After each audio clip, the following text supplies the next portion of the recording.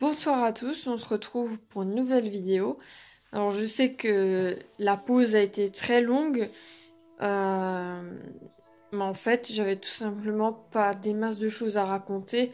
Au niveau des chapitres de Fairy Tail, la trame principale c'est fini. Et là, l'auteur, Hiro Mashima, il continue, mais avec... en gros c'est un spin-off, mais c'est une suite... euh, logique du manga de base. Voilà, donc j'apprécie toujours autant Fairy Tail. Après, c'est sûr que il y a des moments, j'aimerais bien que les combats, c'est sûr, ils se passent un petit peu mieux et que quand ça se termine, qu'il n'y ait pas trop de facilité scénaristique à chaque fois, ou qu'il y ait voilà, que ce soit coupé alors que ça aurait pu être un combat intéressant. Enfin bon, bref. Passons. Je reviens au sujet principal. Donc là, comme vous pouvez le voir, le motif que j'ai choisi, c'est Fairy Tail. J'en ai fait bien d'autres petites linogravures avant ça. J'ai commencé avec un motif de baleine. Ensuite, j'ai fait des cœurs, une goutte d'eau, un ours à lunettes avec un nœud papillon, un raton laveur, la plante piranha dans Mario Bros.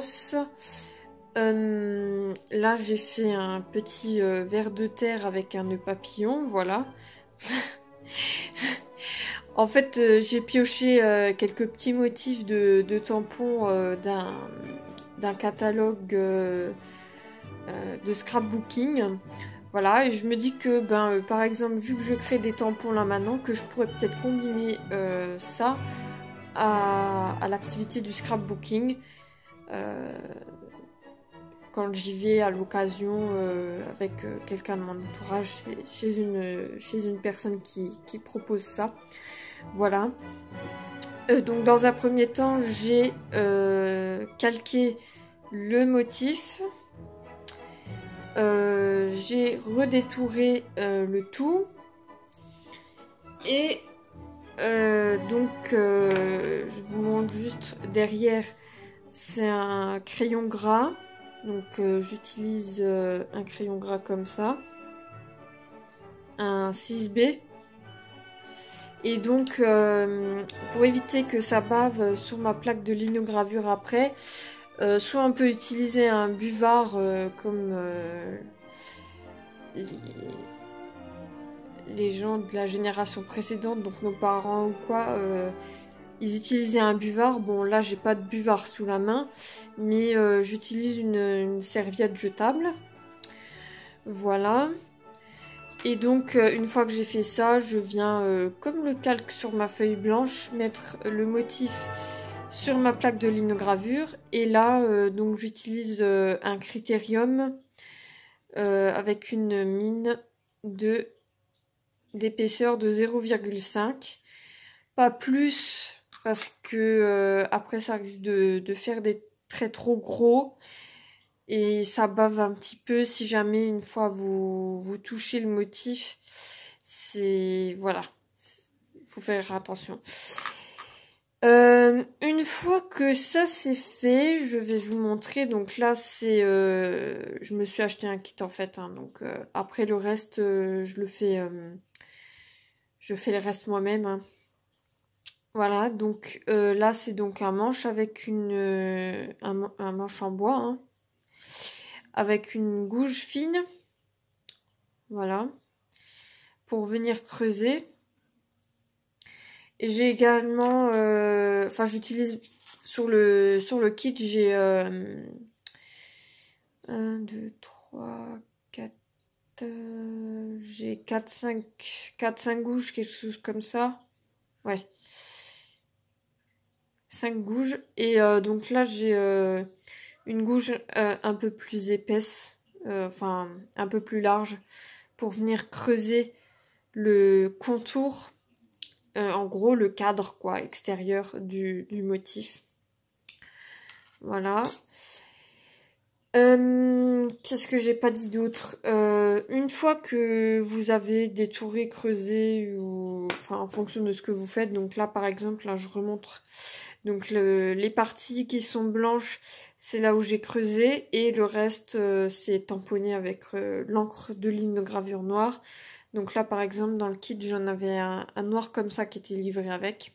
Voilà. Bon, 20 ml c'est pas beaucoup, surtout s'il y a beaucoup de linogravure qui est faite. Il faut reprendre un tube d'encre spécial. Donc là, moi, je me suis acheté sur un site qui s'appelle Bessner, B-O-E-S-N-E-R.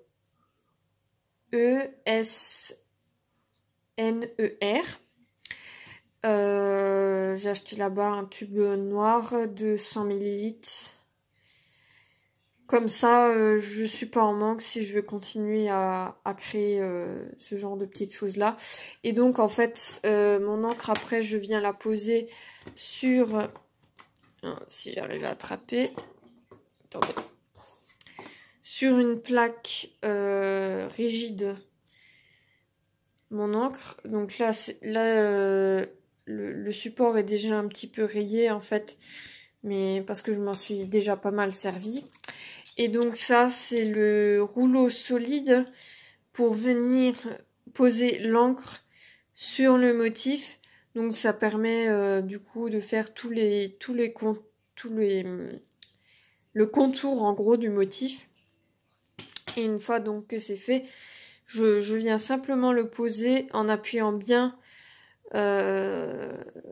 sur le tampon gravé du coup, parce que là vous voyez par exemple ici là c'est moins marqué parce que j'ai pas suffisamment appuyé. Pareil pour l'œil ici, mais sinon ça va, je suis assez satisfaite de ce que j'ai fait. Et quand vous gravez les parties où du coup ça sera un trou, donc par exemple si admettons je fais un motif creux ici, les gommures, comme quand vous gommez votre feuille, faut enlever, donc vous donnez un petit coup de pinceau. Là c'est un pinceau qui était dans mes affaires, qui est pas trop usé ni trop neuf. Voilà, je m'en sers pour du coup enlever la petite poussière.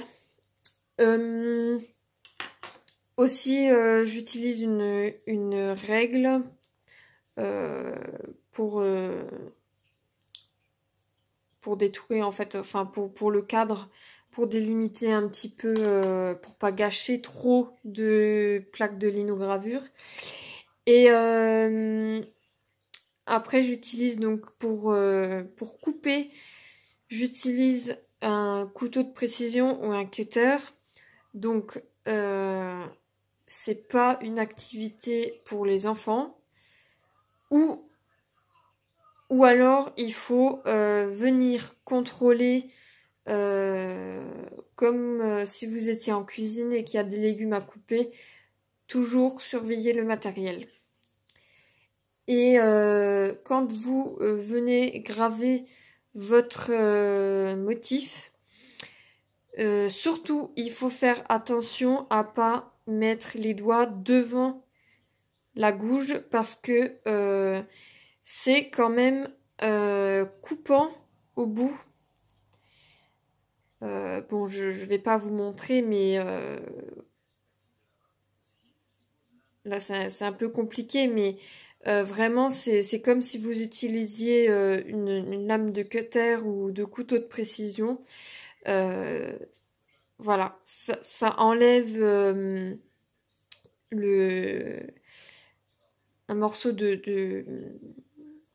plaque.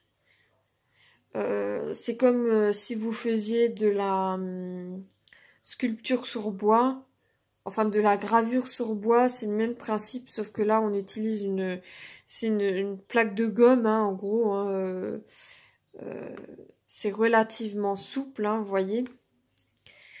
Donc voilà, parce qu'il y a d'autres types de plaques, c'est des plaques de vinyle qui sont un peu plus rigides. Donc là j'avais fait un essai Je sais pas si on va bien voir. Si on va bien faire la mise au point. Voilà, vous voyez, là, j'ai essayé de gratter pour voir ce que ça donnait, mais c'est vraiment pas facile. Et en fait, derrière, c'est collé avec une plaque de... Enfin, un ruban de jute, hein, voilà. Et là, la plaque est beaucoup moins souple, quoique... C'est que elle est un peu plus rigide au niveau du support, hein. Voilà. Que dire d'autre? Donc, une fois que tout est prêt, on vient et en gros après ça va faire un petit tas de plein de petits trucs de bandelettes comme ça, toutes fines, comme des gommures de gomme, mais bon bah c'est un peu plus épais quand même quoi, voilà. Donc ce que je vais faire c'est que je vais essayer de détourer un petit peu tout ça. Et puis je reviens vers vous une fois que c'est fini. Je pense que je vous montrerai ça dans une seconde partie de vidéo. Voilà. Et on se retrouve juste après.